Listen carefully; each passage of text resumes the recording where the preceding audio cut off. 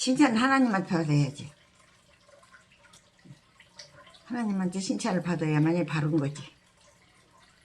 100점. 맞아요? 100점. 고맙습니다. 감사합니다. 어쩌다 맞췄네. 아이고 기뻐요. 오. 오늘은 욥기 34장 1절에서 30절까지 말씀입니다. 네. 1절에서 30절까지 말씀. 제가 하나씩 읽으면서 할머니 설명드리도록 할게요. 자, 1절. 엘리후가 말하여 이르되 2절. 지혜 있는 자들아 내 말을 들으며 지식 있는 자들아 내게 귀를 기울이라. 왜 웃었어? 맨날 이놈은 아주 제멋대로 올라가. 제멋대로요? 그럼 의견을 들어보고 그래야지. 아무리 똑똑해도 음. 상대의 마음을 들어보고 말도 들어보고 의견이 어떤가도 덮어놓고 그냥 이렇게 막 우격다짐으로 하는 거는 이게 교육도 아니고 의로도 아니고 아무것도 아니고. 네. 3절. 입이 음식물의 맛을 분별함 같이 귀가 말을 분별하나니. 귀가 듣는 사람이. 네. 맞아. 듣는 사람이 잘 들어야 돼. 네. 4절. 우리가 정의를 가려내고 무엇이 선한가 우리끼리 알아보자. 그러니까 뭐가 옳고 그른지 한번 가려보자. 그래, 맞아. 네. 그러니까 이제 그걸 획세를 가리는 거예요, 이제. 네. 5절. 욥이 말하기를 내가 의로우나 하나님이 내 의를 부인하셨고. 아유, 왜 그랬어, 섭하게, 하나님. 부인하셨. 그러니까 이게 이 욥의 뜻을 바라고 이 사람이 하나님이 자꾸 이 욥을 저울질하래. 다뤄봐. 이런가 저런가 되고. 자, 6절. 내가 정당함에도 거짓말쟁이라 하였고 나는 허물이 없으나 화살로 상처를 입었노라 하니.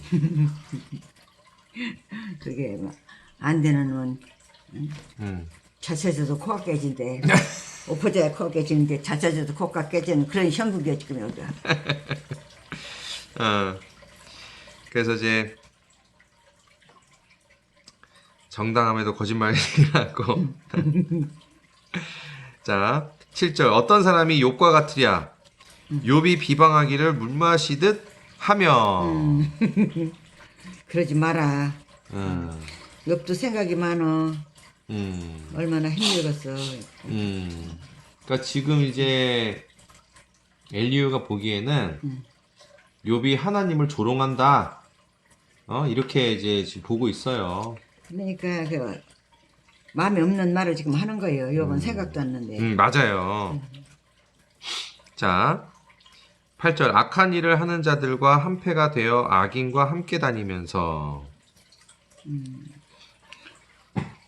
나쁜 사람하고 같이 다니면서 또 나쁜 걸 배워가면서 욥한테도 또 충고를 하고 그러나 보지? 그러니까 욥이 이제 그렇게 나쁜 사람들과 어울린다 뭐 이렇게 얘기하는 것 같은데 9절. 이르기를 사람이 하나님을 기뻐하나 무익하다 하는구나. 욥이 하는 말이 이게? 그러니까 이제 욥이 이렇게 하는 것처럼 자기가 봤다 이거지. 하나님을 기쁘게 해봤자 아무 의미 없다.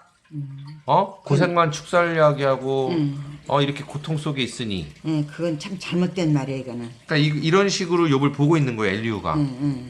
그렇지 않는데 욥. 그렇죠. 그렇지 않는데 지금 괜히 지의 짐작으로 자기 혼자 생각하는. 맞습니다. 이제 근데 제 기억으로는 그 욥이 이런 취지로 말을 했던 것 같진 않거든요.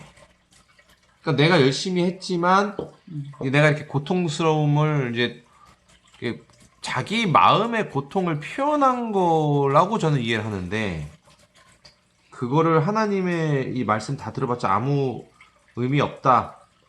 라는 뉘앙스로 제가 이해해서 들은 건 아닌 것 같은데. 그렇게. 근데 이제 엘리후가 오해를 할 수는 있긴 하겠다라는 생각은 해요. 하지만 이게 깊이 경청하지 못함으로 인해서 오해를 생긴 게 아닌가. 자, 그런 생각도 해봅니다. 자, 10절. 그러므로 너희 총명한 자들아 내 말을 들으라. 하나님은 악을 행하지 아니하시며 전능자는 결코 불의를 행하지 아니하시고. 그래. 그걸 다 알아야 돼.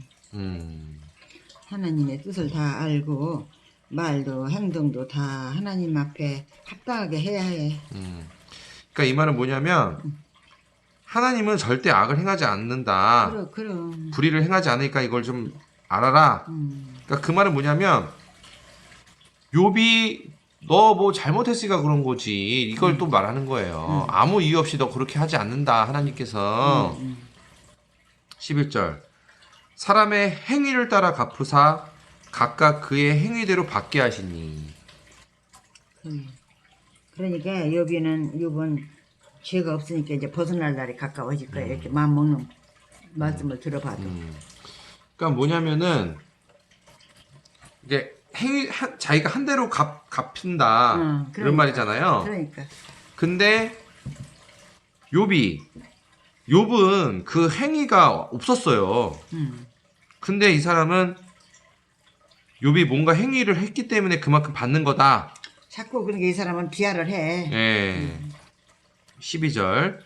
진실로 하나님은 악을 행하지 아니하시며 전능자는 공의를 굽히지 아니하시느니라. 이게 무슨 뜻이? 그러니까 공의롭다, 의로움, 정의로운 행동 같은 거 있잖아요. 그러니까는 하나님은 악을 행하지 않고 공의와 정의와 이런 것들을 또 뭐 이렇게 다 잘못되게 하거나 뒤집거나 바꾸지 않거나 이렇게 그러지 않는다라는 거죠. 그러니까 즉 그 말은 뭐냐, 하나님은 그냥 온전히 선만 행하시고 정의롭고 공의로우신 분이다. 정의와 공의만 실천하시는 분이다.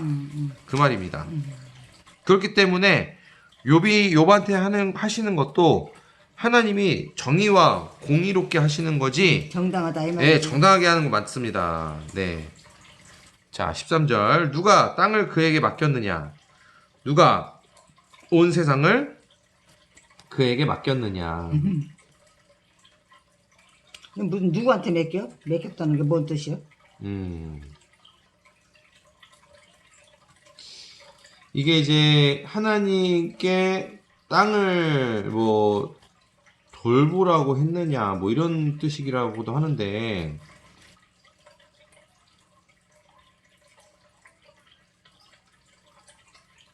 쭉 읽어볼게요. 14절. 그가 만일 뜻을 정하시고 그의 영과 목숨을 거두실진데. 15절 또 볼게요. 모든 육체가 다 함께 죽으며 사람은 흙으로 돌아가리라. 맞아.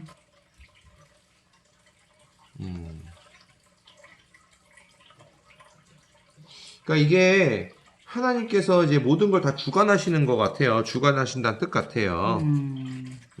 사람이 죽고 사는 것도 다 하나님의 뜻이다. 땅과 세상과 하나님의 뜻으로 인해서 또 생명과 목숨과 사람의 생명 이런 게 다 하나님 주관 안에 있는 거 아니냐. 그런 뜻인 것 같아. 사람이 죽으면 흙으로 간다는 것도 다 어린 애들도 아는 얘기야. 자,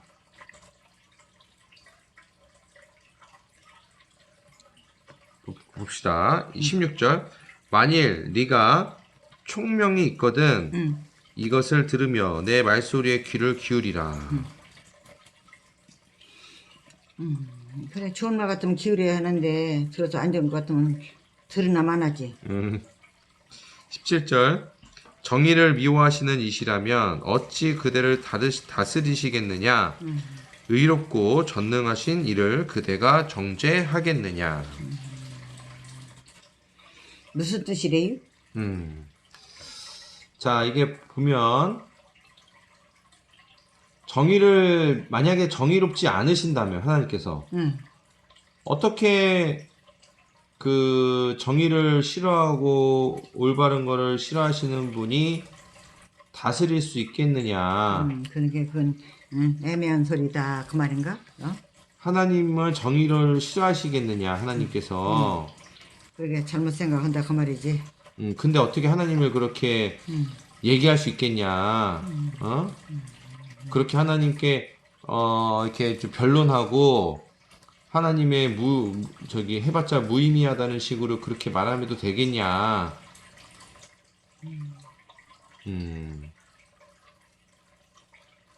자,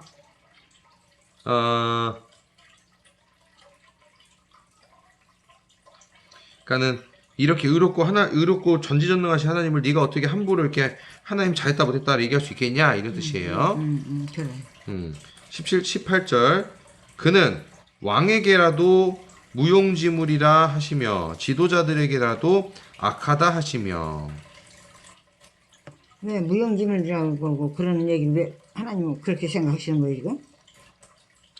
그러니까는 하나님은 이 세상의 주관자시기 때문에 아무리 우리나라 최고의 왕이라고 할지라도 하나님이 그를 이제 쓸모없다라고 얘기할 수도 있다 이거예요. 무용지물로. 네. 그리고 귀족들한테도 너희는 불결하다라고 얘기할 수도 있는 거예요. 하나님이라면. 그러게 능력이 있다 이 말이 하나님. 네, 그렇죠. 모든 걸 주관하실 수 있으니까. 19절 고관을 외모로 대하지 아니하시며 가난한 자들 앞에서 부자의 낯을 세워주지 아니하시나니 이는 그들이 다 그의 손으로 지으신 바가 됨이라.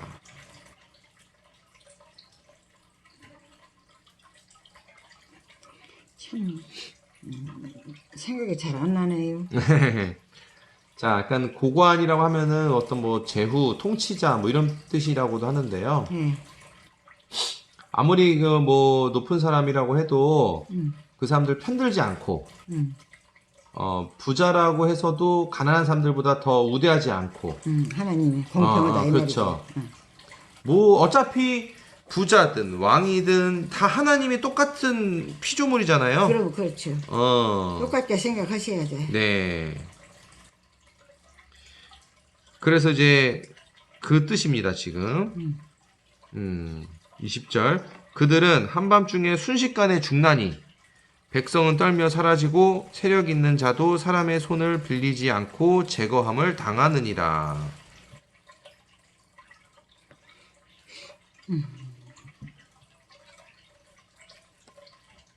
그러게 사람은 그래. 이 말씀도 뜻이 죽는 것도 언제 죽는다는 계약 없이 그렇죠. 있다가 네, 죽거든. 맞습니다. 그런 뜻이에요 지금. 그러니까 아무리 뭐 잘나고 그래도 하나님이 그래. 저기 이렇게 하시면 그냥 한순간에 죽는 거다. 죽는 건 누가 말리도 못하고. 그렇죠. 그만큼 하나님의 주권자다. 이런 거예요. 21절. 그는 사람의 길을 주목하시며 사람의 모든 걸음을 감찰하시나니 행악자는 숨을 만한 흑암이나 사망의 그늘이 없느니라. 하나님은 제가 저번에도 얘기 드렸던 것처럼 우리가 행동하는 작은 거 하나하나도 세세하게 다 보고 계셔, 하나님은. 그러니까 아무리 이건 아무도 모르지 하고 해도 하나님만은 알으신다는 그쵸. 뜻이야. 그러니까 나쁜 사람이 숨을 만한 곳은 없다. 어떤 어둠도 어떤 암흑에도 이제 하나님 앞에서는 뭐 이렇게 그래. 숨을 수 없는 뭐 그런 것 같아요. 네. 23절. 하나님은 사람을 심판하시기에 오래 생각하실 것이 없으시니. 맞아. 그러니까 하나님은 알기를 빨리빨리 깨닫고 두고두고 이게 감찰하는 게 아니라 순식간에 하나님은 아시고 계시니까 맞습니다. 언제나 감찰하고 언제나 지시하고 그런 능력이 있으니까 하나님은 뭐지? 만유? 만인? 아이고 말이 나오질 않네. 자, 하나님 예. 말씀하세요. 지나가세요. 자, 24절.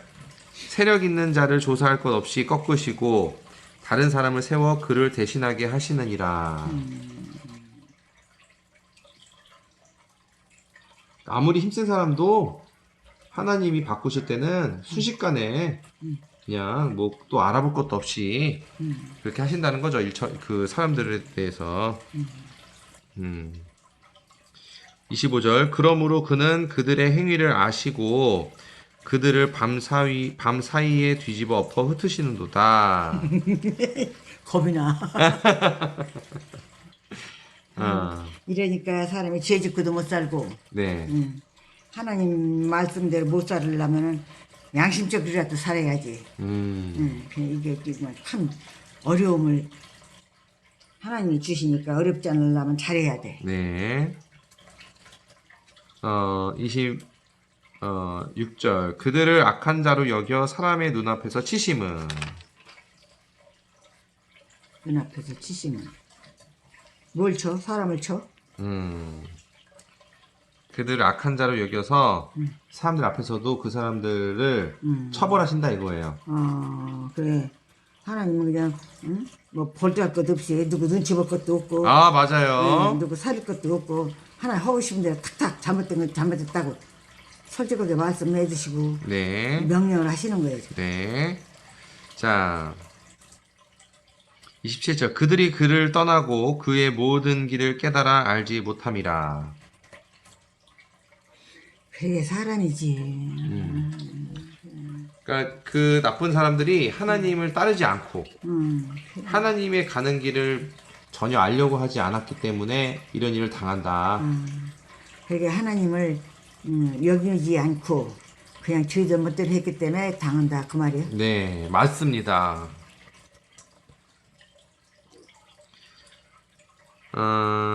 28절 그들이 이와 같이 하여 가난한 자의 부르짖음이 그에게 상달하게 하며 빈궁한 사람의 부르짖음이 그에게 들리게 하느니라.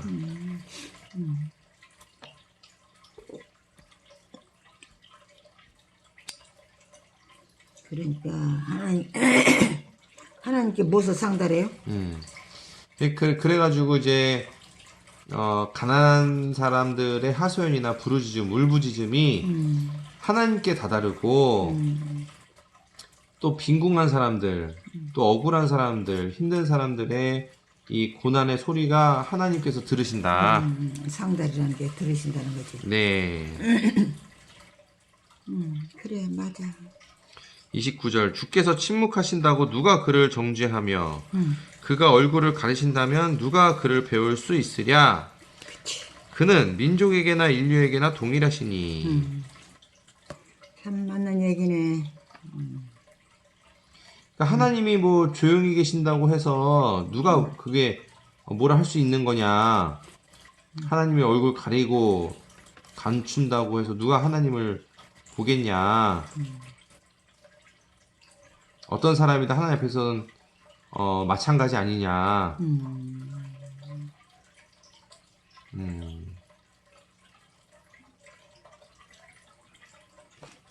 자, 30절 이는 경건하지 못한 자가 권세를 잡아 백성을 올가매지 못하게 하려 하심이라. 어떻게 하고 올가매?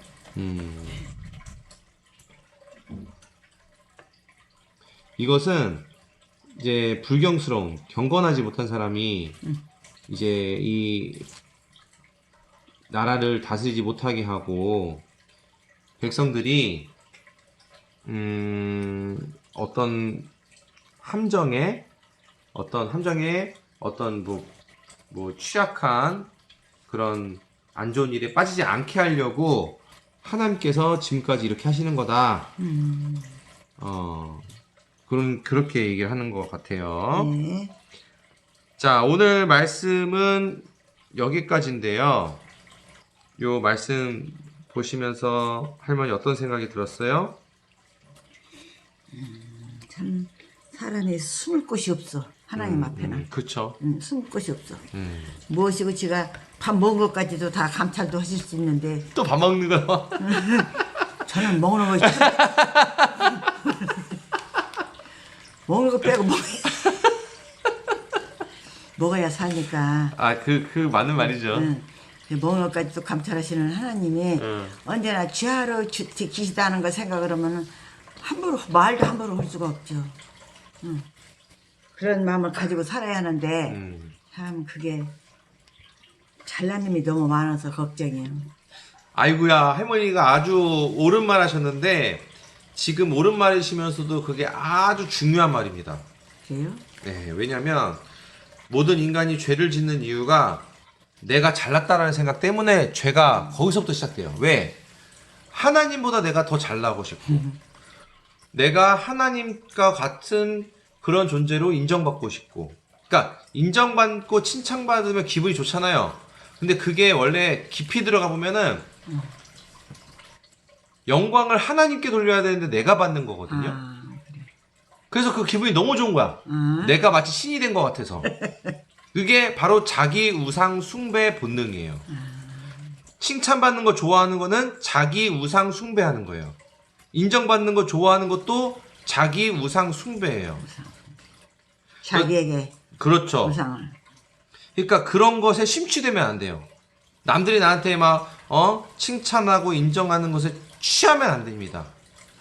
그러면 사단의 시험에 넘어가는 거예요. 그런 것들을 감사하되 거기에 심취돼서 우쭐하거나 그게 비행기 타가지고 붕 뜨면 안 돼요. 항상 겸손하게. 항상 겸손하게.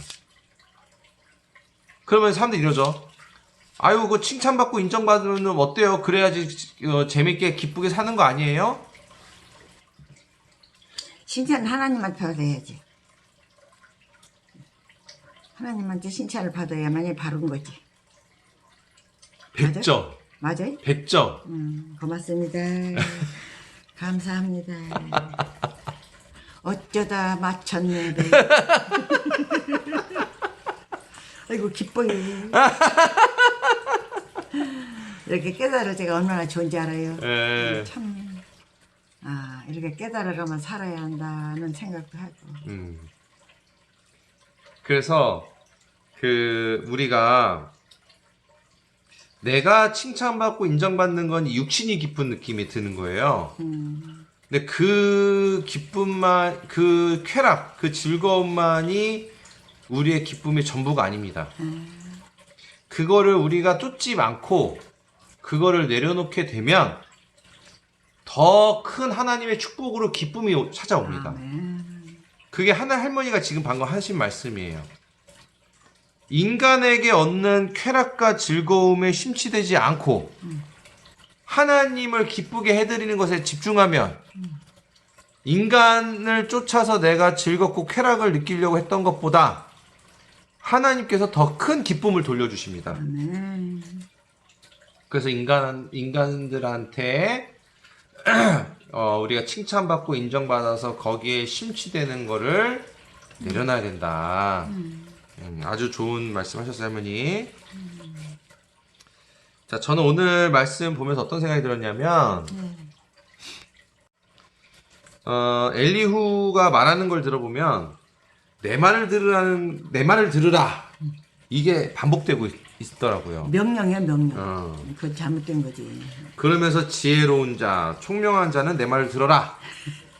이게 사실은 지금 비꼬면서 말하는 거예요. 너네들을 지혜롭다고 총명하다고 하지만 과연 그러냐? 내 말 들어봐라. 이게 바로 이제 교만함의 대표적인 모습이라고 할 수 있을 것 같습니다. 이렇게 말하는 사람 치고는 크게 대단한 내용이 없어요. 오늘 말씀에서도 그렇습니다. 엘리후 변론의 시작은 장대했지만 막 내가 뭐 내 생각을 하는 말이 아니다 막 이런 식으로 막 엄청 뭐 장대하게 얘기했잖아요. 근데 결국의 내용은요, 앞서 세 친구들을 기억나요? 욥의 세 친구들? 세 친구들과 별로 다를 바가 없어요. 내용이. 거창하게 말을 꺼냈어도. 교만한 사람들의 말은요, 자기중심적이에요. 그렇겠죠. 그래서 이 사람들의 말에는, 말 속에는 나는, 내가, 나의, 이런 단어들이 자주 사용합니다. 그러니까 즉 할머니도 사람들 대화 잘 들어보세요. 그 사람들이 내가 어쩌고저쩌고 나는 말이야. 그 내가 그랬어. 내 뭐 이런 식으로 나라는 말들이 자꾸 들어가면은 그 사람들은 좀 교만할 확률이 높습니다. 내가 왕년에 이것도 나라는 말이 들어가죠? 이런 게 교만한 거예요. 즉 스스로를 지칭하는 표현을 많이 사용하는데 이것이 나를 중요하게 여기는 마음에서 비롯된 말의 습관입니다. 즉 하나님보다 나를 더 중요하게 여기기 때문에 이런 식의 말을 많이 하는 거예요. 내가 어쩌고저쩌고 나는 말이야 어쩌고저쩌고. 하나님을 중심으로 하는 자의 표현은 좀 다릅니다. 일단 나를 지칭하는 표현보다는 사실에 근거한 표현을 많이 사용해요. 즉 그리고 판단의 표현을 할 때는 상당히 조심스럽게 말합니다. 예를 들어서 이런 식이에요. 아, 내가 이렇게 말한다고 해서 제 말이 정답은 아닙니다. 이런 식의 표현. 겸손한 거죠. 그냥 제 개인적인 생각일 뿐입니다. 겸손한 거죠. 제 작은 생각으로는, 제 짧은 소견으로는, 저의 짧은 생각이로는 이런 것도 겸손한 표현이죠. 그러니까 이런 식으로 말한다는 거예요. 예를 들어서 그러니까 내 말이 맞다는 식으로 주장하기보다 겸손한 자세로 표현하는 사람들, 그걸 한번 할머니가 얘기 들으면서 아, 저 사람 참 이런 단어를 쓰는 거 보니까 겸손한 것 같다, 이렇게 볼 수가 있는 거예요. 근데 교만한 사람은요, 마치 자기 생각을 정답처럼 여깁니다. 또는 자신이 알고 있는 것을 남들이 모르는 것처럼 말해요. 근데 남들도 다 알고 있거든요.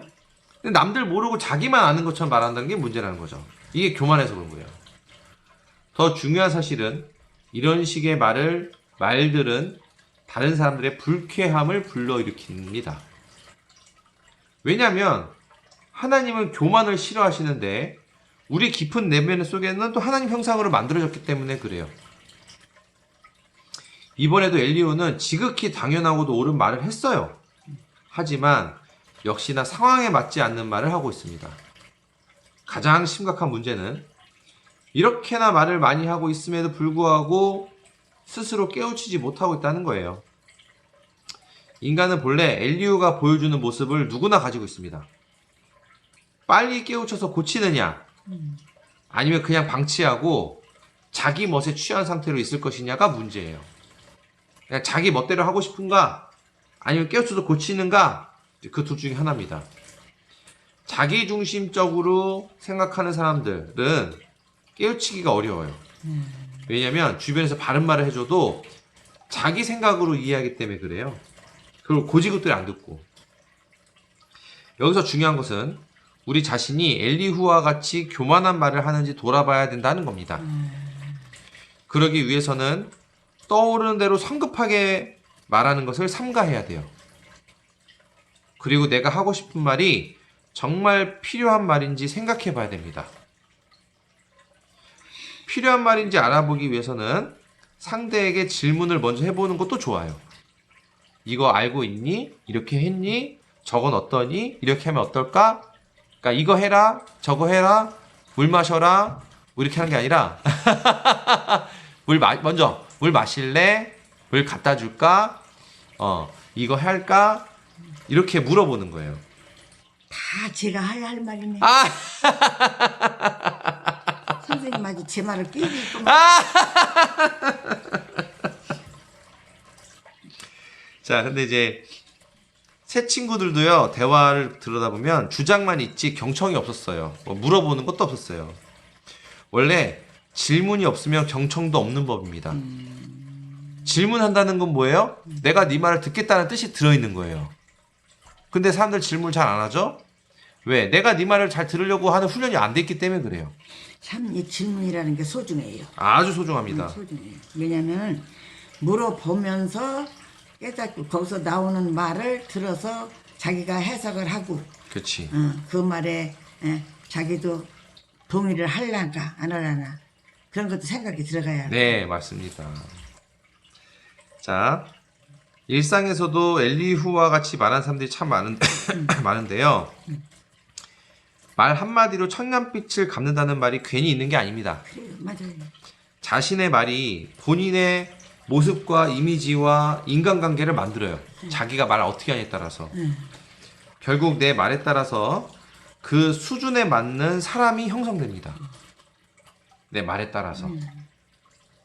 그래서 내가 처한 환경과 인맥, 관계는요 자업자득이에요. 맞아요.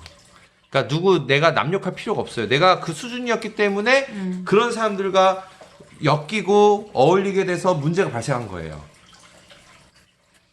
비상식적인 사람과 인연이 된 것이 나는 의아할 수도 있죠. 난 저 정도 수준은 아닌데. 근데 그 사람이 이게 사람의 범주가 있어요. 자기 수준의 범주. 그 중에서 제일 낮은 범주가 그 사람과 연결되어 있기 때문에 그 비상식적인 사람이 나하고 인연이 된 거예요.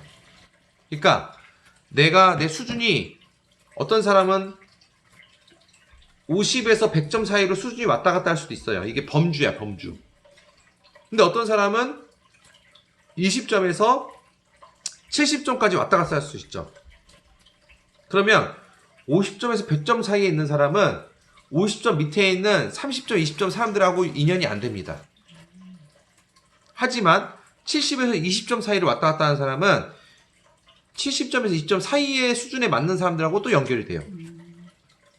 그러니까 20점짜리 20점 수준의 사람 인연이 되면은 예를 들어서 비상식적인 사람을 만나게 되잖아요.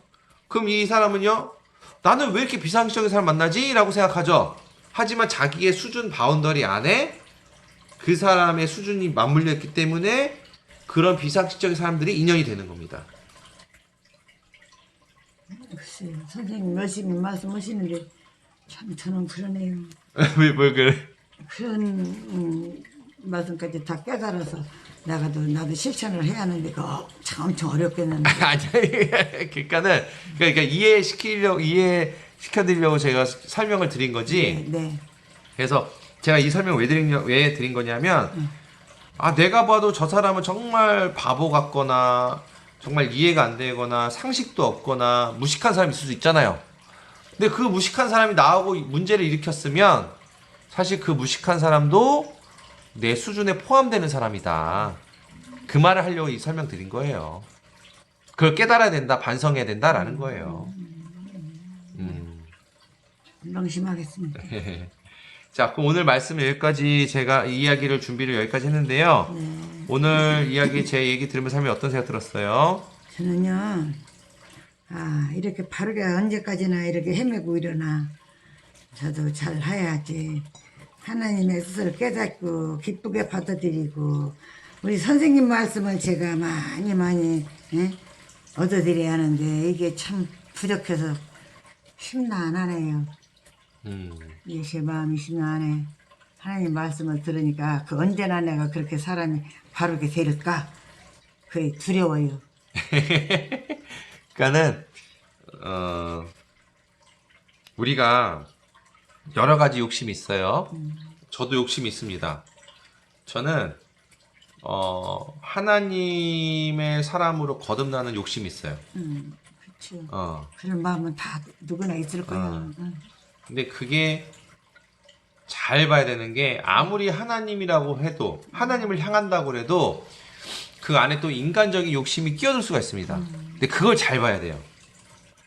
내가 하나님의 사람이 되고 싶은데 자꾸 뭔가 잘 안 되는 것 같아서 짜증나고 슬프고 답답하고 화가 나면 그거는 인간적인 욕심이 껴들었기 때문에 그래요. 그래서 하나님을 향하되 주어진 것에 충실하고 묵묵히 가면 됩니다. 그냥. 너무 욕심 부리지 않고 그것조차도.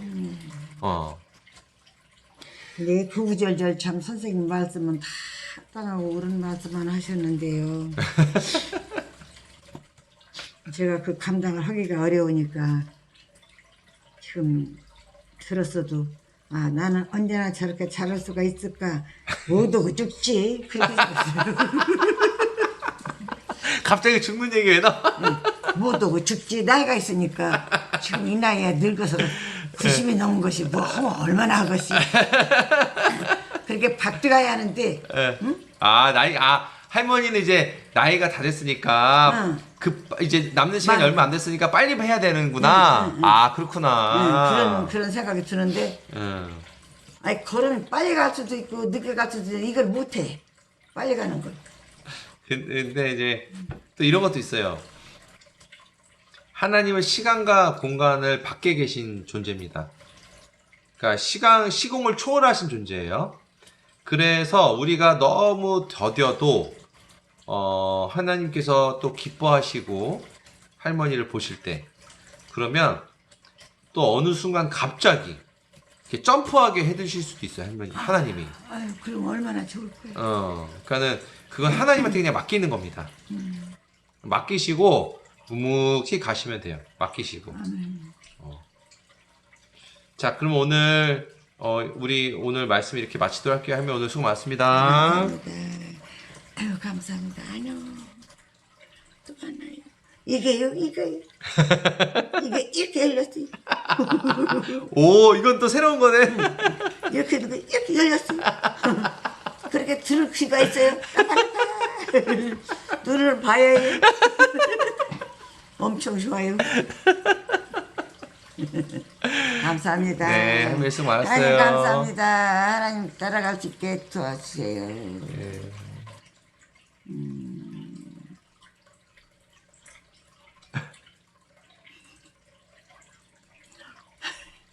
무엇 봐.